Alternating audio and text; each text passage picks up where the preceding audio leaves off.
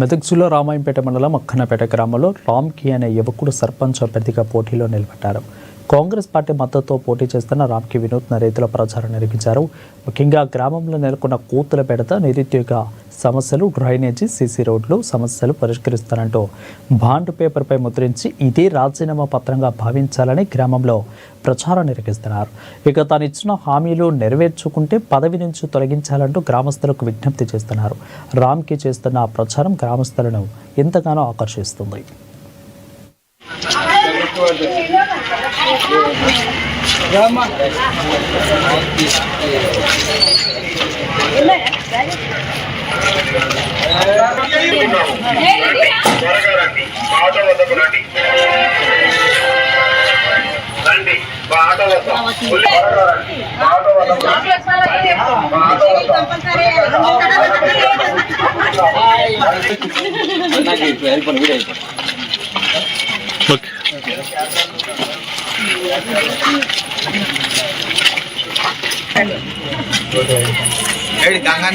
లోపల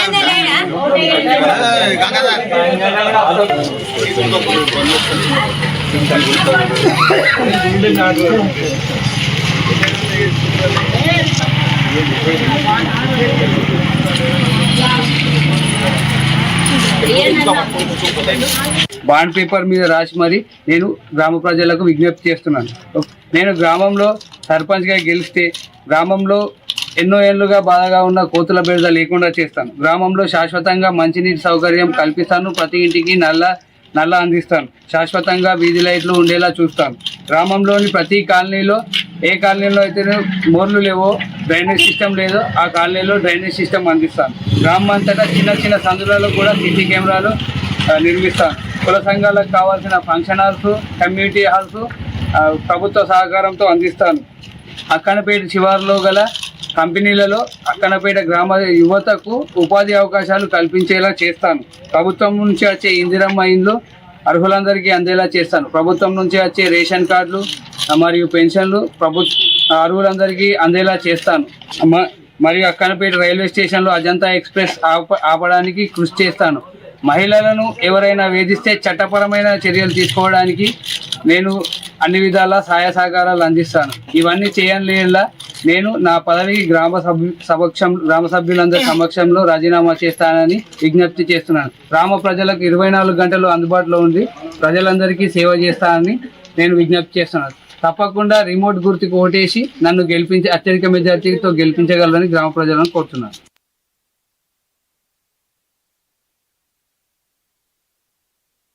యాదాద్రి భువనగిరి జిల్లా రఘువాపురం గ్రామ పంచాయతీలో కాంగ్రెస్ పార్టీ సర్పంచ్ అభ్యర్థి మేకల శ్రీలత ఉపేందర్ ఎన్నికల ప్రచారం నిర్వహించారు.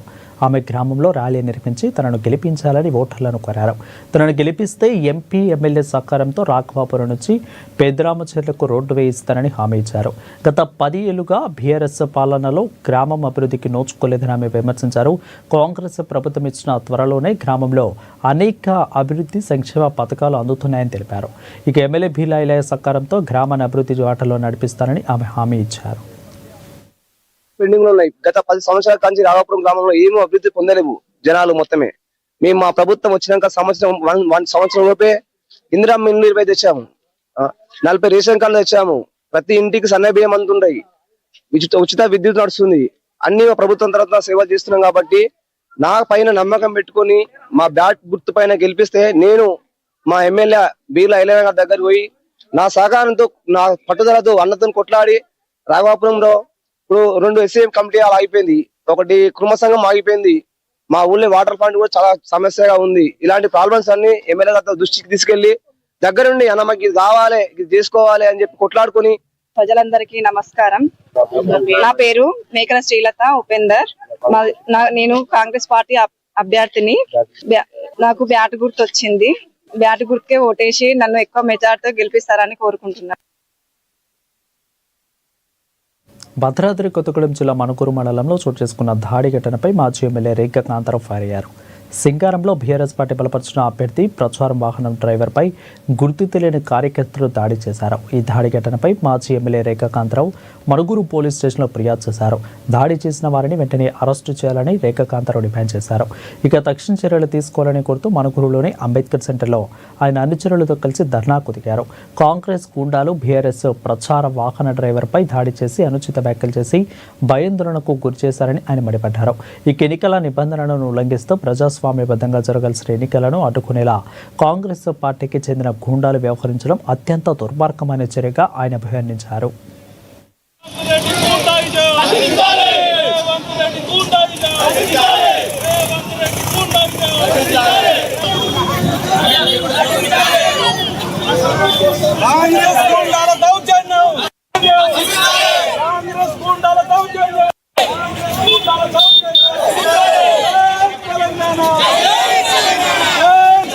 కాంగ్రెస్ గూండాల దౌర్జన్యం, రేవంత్ రెడ్డి నిరంకుశ పాలన, రేవంత్ రెడ్డి గూండాయిజం పాలన, రేవంత్ రెడ్డి గూండాయిజం పాలన.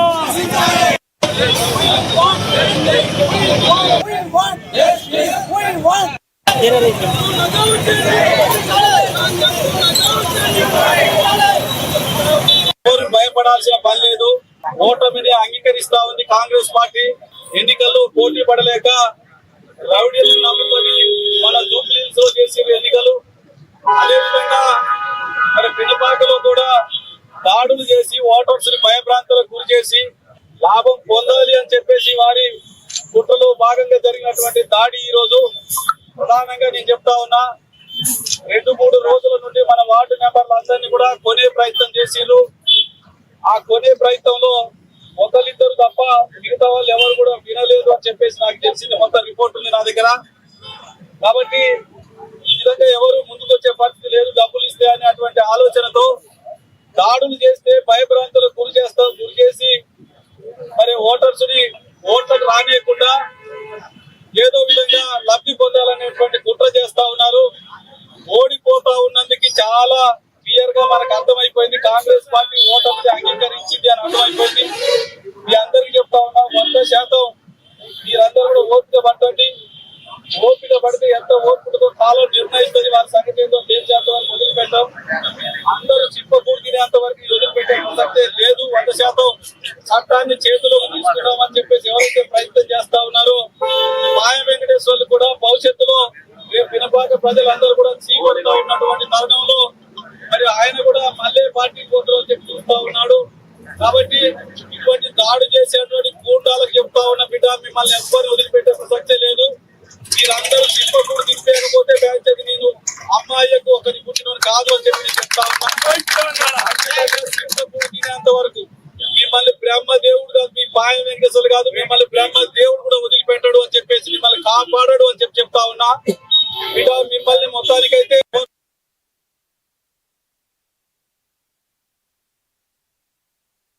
మాజీ మంత్రి జగదీష్ రెడ్డి కీలక వ్యాఖ్యలు చేశారు. తెలంగాణలో అమలు చేస్తున్న హిల్ టు పీ పాలసీ భారతీయ దేశ చరిత్రలోనే కాదు ప్రపంచంలో అతిపెద్ద స్కామ్గా మారుతుందని విమర్శించారు. బాగ్లింగంపల్లి సుందరయ్య విజ్ఞాన కేంద్రంలో నిర్వహించిన హిల్ టు పీ ఎవరి కోసం ఎందుకోసం పేరుతో జరిగిన రౌండ్ టేబుల్ సమావేశంలో ఆయన పాల్గొన్నారు.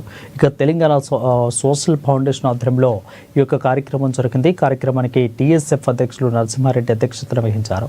ప్రభుత్వ భూములను ఇష్టం వచ్చిన వారికి కట్టబెడుతూ భారీ భూదోపిడీ జరుగుతుందని ఆరోపించారు.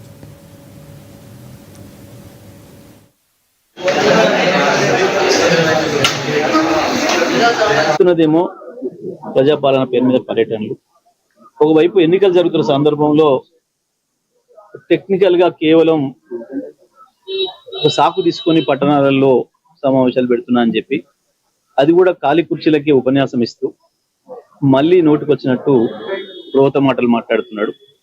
చాలా అసహ్యంగా, చాలా జుగుప్సకరంగా ఉంటున్నాయి ముఖ్యమంత్రి మాటలు. ఎవడైనా పదవిలోకి వచ్చినప్పుడు కనీసం మారుతారు. ప్రతిపక్షంగా ఉన్నప్పుడు ఉపయోగించిన భాషని కానీ పదాలని కానీ జనరల్ గా వాడరు. అవాళ కొంత పౌరుషంగా మాట్లాడతారు, కొంచెం ఆవేశంగా మాట్లాడతారు. ఆ తర్వాత సహజంగానే అధికారంలోకి వచ్చినప్పుడు మళ్ళీ బాధ్యతాయుతంగా మాట్లాడతారు. ఎక్కడైనా ఎవరైనా ఒక చిన్న సర్పంచ్ పదవి నుంచి మొదలు పెడితే పై వరకు కూడా ఒక వార్డు మెంబర్ కూడా నేను వార్డు మెంబర్ అయినా అని చెప్పి బాధ్యతగా ప్రవర్తిస్తాడు. కానీ వాళ్ళ ఈ ముఖ్యమంత్రికి ఆ మాత్రం విజ్ఞత కూడా లేదు. చాలా అసహ్యంగా మాట్లాడుతూ ఉన్నాడు. రోజు రోజు పెరిగిపోతుంది. బహుశా ఈ మధ్యకాలంలో ఒక 2-3 నెలల క్రితం కొద్దిగా మారింటి ముఖ్యమంత్రి అని చెప్పి కొంతమంది చర్చించుకుంటుండే నేను విన్నా. కొద్దిగా భాష మార్చుకుంటున్నాడు అని చెప్పేసి అనే విషయాన్ని విన్నా కానీ మరి నిన్న మొన్న మళ్ళీ తిరిగి మొదలైంది అంటే బహుశా ఆయనలో హిల్ట్ పాలసీ ద్వారా తన ఏదైతే లక్షల కోట్లు ప్రజాధనాన్ని కొట్టేయాలని చూసిండో తన కుటుంబ సభ్యులు తన బంధుమిత్రులకు అపరంగా కట్టబెట్ట వచ్చిన వక్తలందరూ మాట్లాడిన తర్వాత చేసిన 3 తీర్మానాలు మీడియా దృష్టి చేస్తున్నాం. మొదటిది ఈ బదలాయింపులు, పారిశ్రామిక భూ బదలాయింపులకు సంబంధించిన ఏదైతే జీవో తీసినారో జీవో నెంబర్ 27 అనేది వెంటనే రద్దు చేయవలసిందిగా మొత్తం కూడా రౌండ్ టేబుల్ సమావేశం మొదటి తీర్మానం చేసింది. రెండవ తీర్మానము పారిశ్రామికవేత్తలు స్టేక్ హోల్డర్స్ తోని ఆల్ పార్టీ రాజకీయ పార్టీల మీటింగు, అట్లాగే ప్రజా సంఘాలకు సంబంధించిన మీటింగు, అసెంబ్లీ కూడా సమావేశపరిచి దీని మీద విస్తృతంగా చర్చ జరిపిన తర్వాత నిర్ణయం చేయాలనేది రెండవ తీర్మానం చేసినాము. మూడవది చివరిది నిపుణుల కమిటీ ఒకటి ఆల్ ఇండియా లెవెల్లో వేయాలని. ఇతర రాష్ట్రాల్లో కూడా చాలా చోట్ల ఈ భూ బదలాయింపులు జరిగినాయి. వాటి ఏ మార్గదర్శకాల ప్రకారం చేసినారు, ఏ అవసరాల కోసం చేసినారు, అవి కూడా ఒకసారి ఆల్ ఇండియా లెవెల్లో ఉన్న నిపుణుల కమిటీ ఒకటి వేసి ఆ రిపోర్ట్ వచ్చిన తర్వాత ఎలాంటి తొందర లేకుండా ఒక శాస్త్రీయమైన నిర్ణయం తీసుకోవాల్సిందిగా మూడో తీర్మానం చేయటం జరిగింది. ఇవన్నీ కూడా టిఎస్ఎఫ్ ఆధ్వర్యంలో జరిగిన రౌండ్ టేబుల్ సమావేశంలో జరిగింది. నిజామాబాద్ జిల్లా దర్పల్లి మండల కేంద్రంలోని ఎంఆర్ఓ ఆఫీసులో వెళ్లే మార్గంలో ఉన్న అయ్యప్ప స్వామి స్థలంలో సామూహిక 2వ అయ్యప్ప మహాపడిపూజ అంగరంగ వైభవంగా జరిగింది. ఈ మహాపడిపూజను శ్రీ శ్రీ శ్రీ ఘానకోకిల రమణస్వామి ఆధ్వర్యంలో కన్నుల పండుగ నిర్వహించారు. ఇక అయ్యప్ప పుణ్య స్థలంలో ఈ మహాపడిపూజ జరుపుకోవడం దర్పల్లి గ్రామ ప్రజలు అయ్యప్ప స్వాములు చేసుకున్న పుణ్యమని, ఇది భక్తులకు ఎంతో ఆనందదాయకమని రమణస్వామి పేర్కొన్నారు. పూజ సందర్భంగానే అయ్యప్ప స్వామి దేవాలయాన్ని కట్టడానికి భక్తులు అధిక సంఖ్యలో విరాళాలు ప్రకటించారు. ఇక దీంతో త్వరలోనే అయ్యప్ప మండపాన్ని అంగరంగ వైభవంగా నిర్మించుకొని అయ్యప్ప స్వామి వారిని ప్రతిష్ఠించుకుందామని రమణస్వామి ఆశాభావం వ్యక్తం చేశారు. ఇక ఈ సామూహిక పడిపూజ కార్యక్రమాన్ని ఎమ్మెల్యే రేకులపల్లి భూపతి రెడ్డి హాజరై అయ్యప్ప స్వామి ఆశీస్సులను తీసుకున్నారు. విష్ణవే నమః మధుసూదనాయ నమః త్రివిక్రమాయ నమః వామనాయ నమః శ్రీధరాయ నమః ఋషికేశాయ నమః పద్మనాభాయ నమః దామోదరాయ నమః సంకర్షణాయ నమః వాసుదేవాయ నమః కృష్ణాయ నమః శ్రీకృష్ణ పరమేశ్వర ధర్మవర్తి లక్ష్మీనామధేయస్య కుటుంబానాం ధనారుషి గోత్రోద్భవస్య మాం వంశోద్భవస్య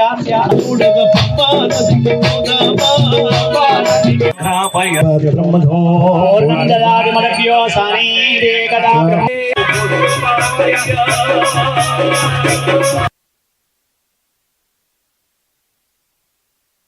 నాలుగుతో సన్మానం ఎమ్మెల్యే గారు.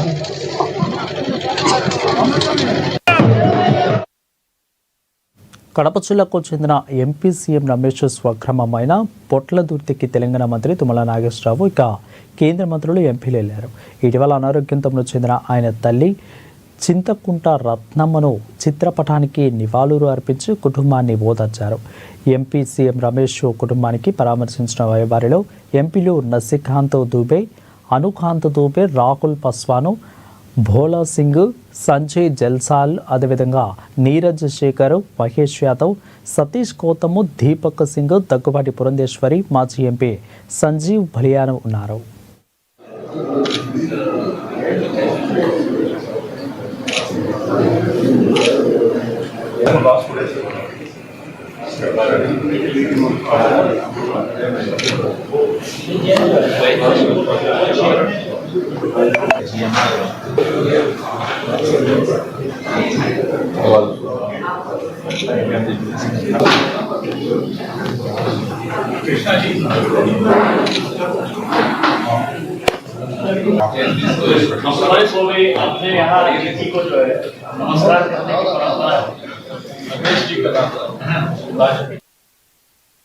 విజయనగరం జిల్లా బాడంగి మండలంలోని పూడివలస గ్రామంలో బాబాసాహెబ్ అంబేద్కర్ 69వ వర్ధంతి కార్యక్రమం నిర్వహించారు.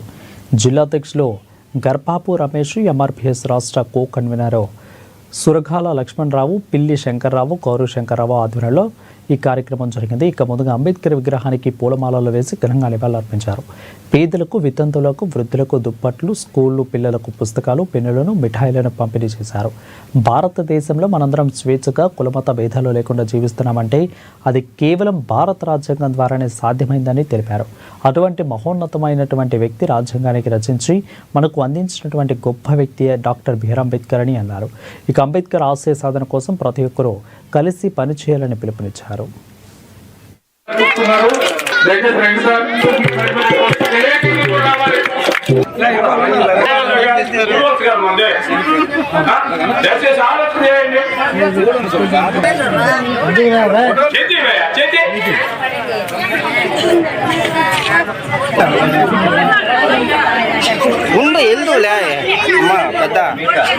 అంబేద్కర్ డాక్టర్ బాబాసాహెబ్ అంబేద్కర్ గారి వర్ధంతి సందర్భంగా పూడివలసలో గ్రామ యువత, సర్పంచ్ గారు మరియు ఇంకా ఇతర నాయకులందరూ కలిపి డాక్టర్ బాబాసాహెబ్ అంబేద్కర్ గారి వర్ధంతిని పూడివలస గ్రామంలో చాలా ఘనంగా నిర్వహించారు.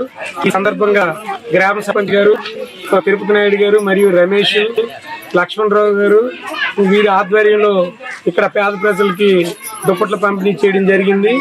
ఈ కార్యక్రమంలో మండలంలో ఉన్నటువంటి వివిధ అధికారులు, ఎంఆర్ఓ గారు, ఎంపీడీఓ గారు, ప్రొఫెషనల్ ఎక్సైసీఏ చిన్ననాయుడు గారు, మండల సబ్ ఇన్స్పెక్టర్ గారు, రూరల్ సిఏ గారు అందరూ కూడా హాజరయ్యి, ఎంఈఓ మేడం గారు, అలాగే ఇక్కడ ప్రాథమిక పాఠశాల హెడ్ మాస్టర్ గారు వీళ్ళందరూ కూడా హాజరయ్యి బాబాసాహెబ్ అంబేద్కర్ గారికి ఘనంగా అర్పించడం జరిగింది. ఈ సందర్భంగా వివిధ వక్తలు మాట్లాడుతూ అంబేద్కర్ ప్రకాశం జిల్లా సంతనూతలపాడులో ఎమ్మెల్యే విజయ్ కుమార్ చీమకుర్తిలో పర్యటించారు. సీసీ రోడ్లు, కాలువలు, డ్రైనేజీ వంటి శ్మశాన వాటిక, ఫౌండేషన్ వాల్ వంటి పనులకు అభివృద్ధి కార్యక్రమాలకు శంకుస్థాపన చేశారు. చీమకుర్తి ఎన్ఎస్పి కాలనీలో గత ప్రభుత్వ వైఫల్యం వల్ల మరుగున పడ్డ ప్రభుత్వ ప్రాథమిక ఆరోగ్య కేంద్రాన్ని శరవేగంగా పూర్తి చేసి ప్రజలకు వైద్య సేవలను అందుబాటులోకి తీసుకుని వచ్చారు. 18 నెలల వ్యవధిలోని ఎన్నో అభివృద్ధి పనులు చేశామని, రానున్న కాలంలో మరెన్నో అభివృద్ధి కార్యక్రమాలు చేపడతామని, కూటమి ప్రభుత్వంతోనే అభివృద్ధి సాధ్యమని అన్నారు.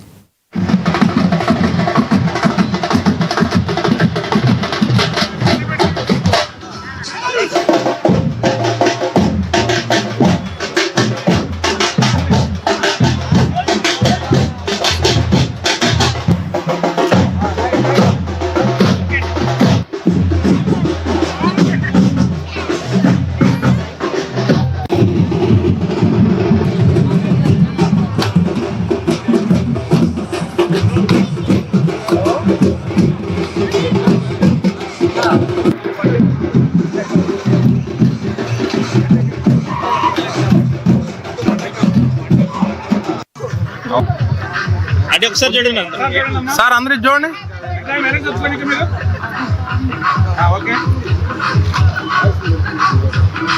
Okay sir.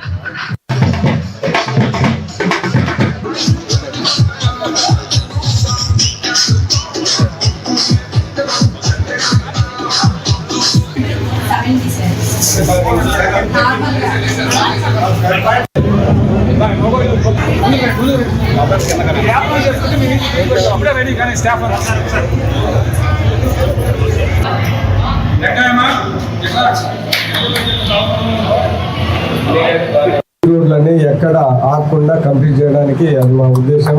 అది ఖచ్చితంగా చేసి పెడతామని ఈ సందర్భంగా నేను తెలియజేస్తా ఉన్నా. ఒకటి గుర్తుపెట్టుకోవాల్సిందంటే, ఈ చీమకుర్తిలో నేను 2009 నుంచి ఎమ్మెల్యేగా ఒక రాజకీయ నాయకుడిగా ఇక్కడ వచ్చిన తర్వాత అనేక అభివృద్ధి పనులు చేశారు. ఫస్ట్ చాలా కాలం నుంచి బైపాస్ రోడ్డు చాలా మంది చనిపోతూ ఉన్నారు అని చెప్పినప్పుడు దాని దగ్గర సంవత్సరంన్నర దాని వెనకాల పడి అప్పుడున్న ముఖ్యమంత్రి దగ్గర రోజు వెళ్ళి పట్టుకొని వచ్చి నేను ఈ బైపాస్ రోడ్డు వేయించాను. బైపాస్ రోడ్డు వేపిస్తే చాలా సంతృప్తిగా ఉంది. ఎందుకంటే మనకి ట్రాఫిక్ ఇటు ఇబ్బంది లేకుండా వెళ్ళటమే కాకుండా చాలా మంది ప్రాణాలు కాపాడడం అనేది మాకు గుర్తుంది. ఎందుకంటే అంతకు ముందు రోజు యాక్సిడెంట్లు అయ్యేది, ఎవరో ఒకరు ఏదో జరిగేది. ఇప్పుడు ఈ బైపాస్ రోడ్ వల్ల చాలా బాగుంది. అభివృద్ధి అంటే అదే అనమాట. ఒక చేస్తే ఎంతో మందికి ఉపయోగపడే విధంగా దాన్ని ముందుకు వెళ్ళారు. అదే కాకుండా ఇప్పుడున్న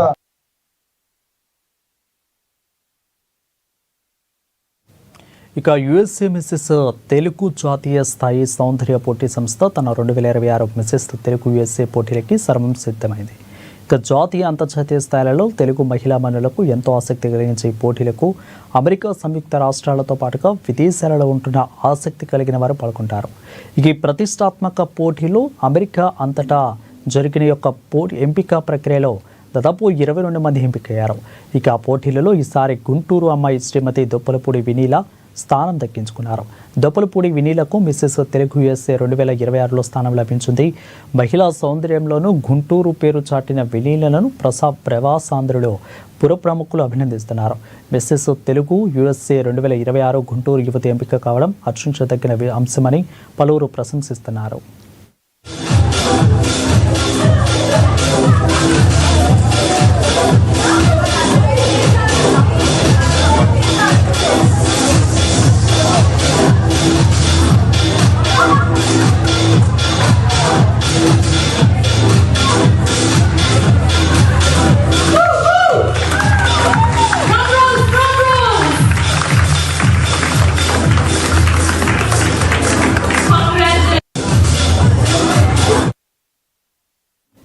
ఇక పల్నాడు జిల్లాలోని ప్రముఖ పుణ్యక్షేత్రం కోటప్పకొండ త్రికోటేశ్వర స్వామి ఆలయంలో అరుథోత్సవ వేడుక ఘనంగా జరిగింది.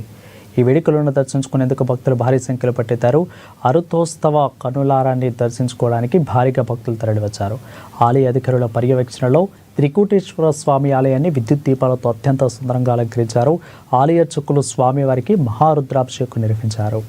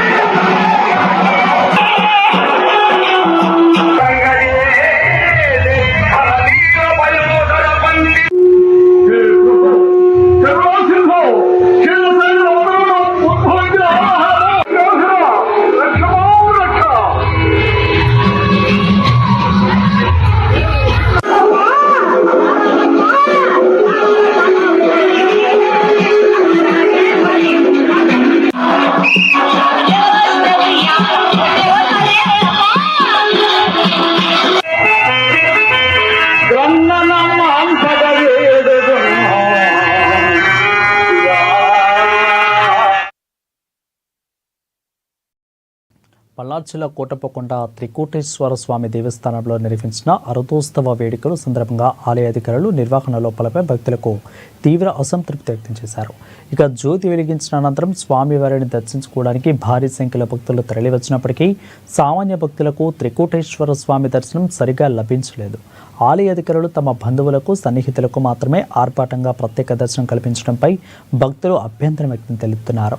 ఇక స్వామివారిని దర్శించుకోవడానికి వచ్చిన భక్తులతో ఆలయ అధికారులు దురుసుగా ప్రవర్తించారు అని ఫిర్యాదులు వెలువెత్తుతున్నాయి. ఆలయంలో జరుగుతున్న పరిణామాలను కవర్ చేయడానికి వచ్చిన మీడియాను సైతం ఆలయం లోపలికి అనుమతించకుండా అధికారులు నిరాకరించారు. భక్తులకు కనీస సౌకర్యాలు, సరైన క్యూ లైన్లు వంటి ఏర్పాట్లు చేయకపోవడంపై భక్తులు తీవ్ర ఆగ్రహం వ్యక్తం చేస్తూ ఆలయ ఈవోపై విమర్శలు గుప్పించారు.